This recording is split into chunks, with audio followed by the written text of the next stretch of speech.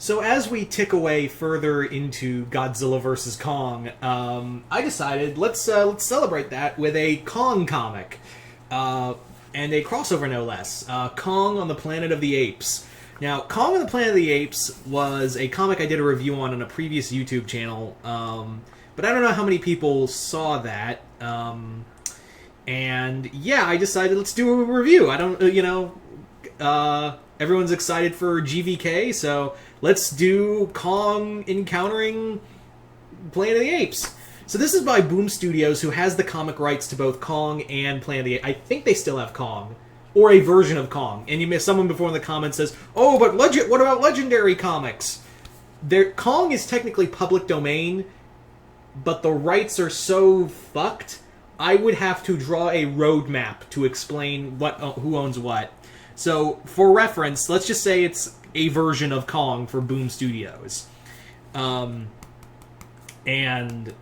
they did own the rights to Planet of the Apes for the classic movies. Though I do know that they have done some of the stuff in the Andy Serkis Planet of the Apes timeline, too. So so this comic came out a few years ago, and what it is this comic is set in between Planet of the Apes and Beneath the Planet of the Apes. Yeah, this is the classic movies. So, after the events with Taylor, the Ape City is losing its shit right now because A, we just encountered a human being that can talk and think, and B, there's major inequalities going on between the ape species. So it's a powder keg at this point for the apes. And then, as they go... So, Dr. Zaius is basically like, alright, first thing we're going to do is just tear down everything. We're going to cover it up. That's my big plan, is that we are going to cover up everything and just be like, never happened. It never freaking happened. So, they do that, but what they find is a dead Kong. It is a dead ape. A dead giant gorilla they see before them. I think I wanted to show you, but I don't want to upset the YouTube gods, because the dead Kong washed up on the beach is kind of a graphic scene. So I felt like, let's not. So basically, they call Cornelius and Cornelius and Zira, and they're like, listen, something really weird's going on, so I need you to figure out what this dead ape is. So it turns out it's a female, and it came from across the sea. So the apes get together, build boats, and prepare to sail all the way to Skull Island. And what's funny is that they actually do have records of Kong, or at least the Kong from 1933. They make a brief reference to the 33 movie, the original King Kong movie. Yeah, which is weird because they make a newspaper clipping of the attack from Kong in 1933. They make a reference to that, but yeah, in that continuity, the island sank with Kong being the last of his kind and his son. So maybe they're just ignoring Son of Kong, which, yeah, I get. I understand there's a whole thing behind the production of that, but at the same time, it's it's okay if you overlook Son of Kong. It's okay. So the apes go to Skull Island, which has evolved over the years. And I like it because, you would imagine that between the nuclear, just scientific evolution in of itself and, the nuclear holocaust that ensued, the creatures would evolve differently. So you've got raptors with, fur, you've got an octopus with a kaiju-sized octopus. You got a lot of cool things that happen in here. And I really love Carlos Magno's artwork in here. Carlos Magno. Why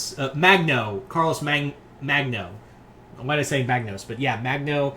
I don't know if the camera's going to be good at that, but yeah, it's really good artwork, very detailed. I will say that sometimes the facial expressions get a little too, filled with lines, but that's just a minor thing for me. So I love this comic, and actually, a lot of people were begging for this crossover when they had the rights to both Kong and Planet of the Apes. So people, yours truly included, were kind of always on Boom Studios social media, hey, when are you gonna do Kong on the Planet of the Apes? Like, it's just perfect. Like, you should really do a Kong Planet of the Apes crossover. And they did.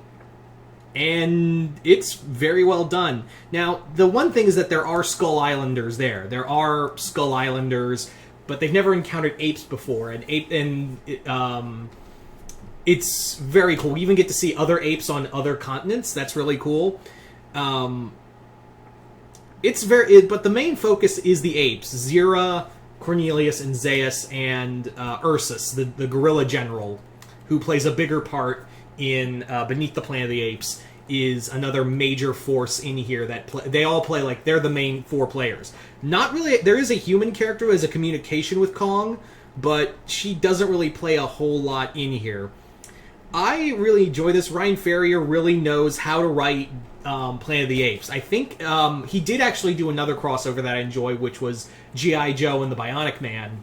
But what he does in here is very good. I think after this he did a little bit of Planet of the Apes comics following, because I feel like Ryan Ferrier has done did do more. So yeah, but Carlos Magno, he had actually done Planet of the Apes and Kong of Skull Island comics before for Boom Studios, so it made sense to make him the guy to put in charge of this comic. There is some great stuff in here. There's just some great action. I love how they're really referencing Kong as a god, but they treat him like a wild animal, very much like how humans treated Kong when the original Kong back then, and just use him as a show. But here, Zaius is our people kind of are religiously, just adrift. So we're going to capture Kong, who in here is the last Kong. The Kong that drifted... The Kong corpse we saw was a female and the mate. They never explained, though, how a body that big died and didn't decompose out in the open ocean.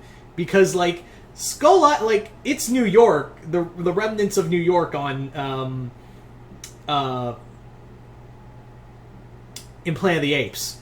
So how the hell did a body that big... Because it had to have decomposed. Or at least got so bloated the gas blew out of it.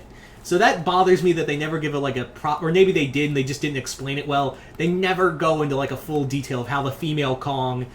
the body, for the most part, washed up perfectly fine on the beach. Kong is a very sympathetic character in here. He does want to feel a connection with the apes, but it becomes very clear that the apes are more interested in themselves and using Kong as a tool for religious purposes in here. Because some of them think Kong is God. They want to treat him like the Jesus ape superstar. Others think that they can be used as weapons. Same with the dinosaurs. They take some of the dinosaurs too. And it actually ties in very well. I would say this comic ties in better how to start Beneath the Planet of the Apes than the Star Trek Planet of the Apes crossover, which also was set in between Planet and Beneath in the original continuity. That one, it just felt like it was tacked on. Here, it feels like, oh, okay, now it gets you built up for Beneath the Planet of the Apes movie, which I feel like it was done better here than the other crossover. So, do I recommend this? Yeah, if you're a Kong fan or a Planet of the Apes fan. This came out the year of both the 80th anniversary of King Kong and the 50th anniversary of Planet of the Apes. So I feel like that was the other deciding factor for Boom Studios, was hey, 80th anniversary and 50th anniversary of two very ape-centric things. Crossover. Plus, you had the rights and everyone was begging for it, so...